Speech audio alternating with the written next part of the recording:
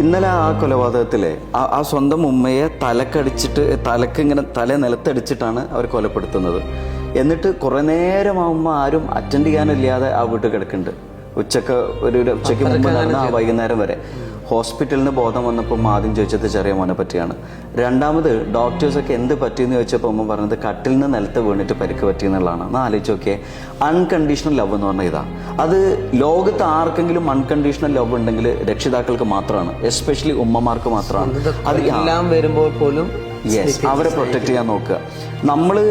അതായത് നമ്മൾ അങ്ങോട്ട് സ്നേഹം കൊടുത്തില്ലെങ്കിലും ഇങ്ങോട്ട് സ്നേഹം ഒഴുകുക, അങ്ങോട്ട് ക്രൂരത ചെയ്താലും ഇങ്ങോട്ട് സ്നേഹം മാത്രം ഒഴുകുക. ഇതാണ് അൺകണ്ടീഷണൽ ലവ്.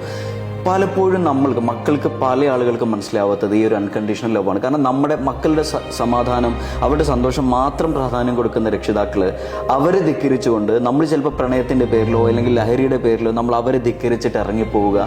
ആ ഒരു സ്നേഹം വേണ്ടെന്ന് വെച്ചിട്ട് ഇന്നലെയോ മിനിഞ്ഞാന്നോ കണ്ട ഒരാളുടെ കൂടെ എനിക്ക് എൻ്റെ ലൈഫിന് അവരുടെ കൂടെ ജീവിക്കേണ്ടത് അത് മാത്രമാണ് ശരിയെന്ന് മനസ്സിലാക്കിയിട്ട് ഇറങ്ങിപ്പോവുക.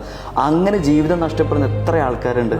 അപ്പോൾ നമ്മൾ ആലോചിക്കേണ്ടത് ഈ രക്ഷിതാക്കൾ എന്ന് പറയുന്ന ആ ഒരു വലിയൊരു ദൈവത്തിൻ്റെ ഒരു സാന്നിധ്യമാണ് ഈ ഒരു വേൾഡിൽ. അവരെ ധിക്കരിച്ചു കൊണ്ടുള്ള ഒരു തീരുമാനം നമ്മൾ എടുക്കുന്നത് തികച്ചും വെട്ടിത്താണ്. കാരണം അത്രയും നമ്മളെ സപ്പോർട്ട് ചെയ്യുന്ന രക്ഷിതാക്കളുടെ കാര്യമാണ്.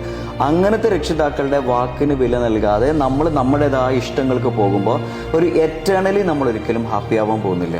മാത്രമല്ല ഇന്നിപ്പോൾ കേരളത്തിൽ ഇങ്ങനെ അൺകണ്ടീഷണൽ ലവുള്ള ഓരോ മാതാവും പേടിച്ചുകൊണ്ടാണ് കിടന്നുറങ്ങുന്നത്. മക്കളെ പേടിച്ചിട്ട് എന്താണ് സംഭവിക്കാൻ പോകുന്നത് ഒരു പ്രവചിക്കാൻ പറ്റാത്തൊരവസ്ഥ.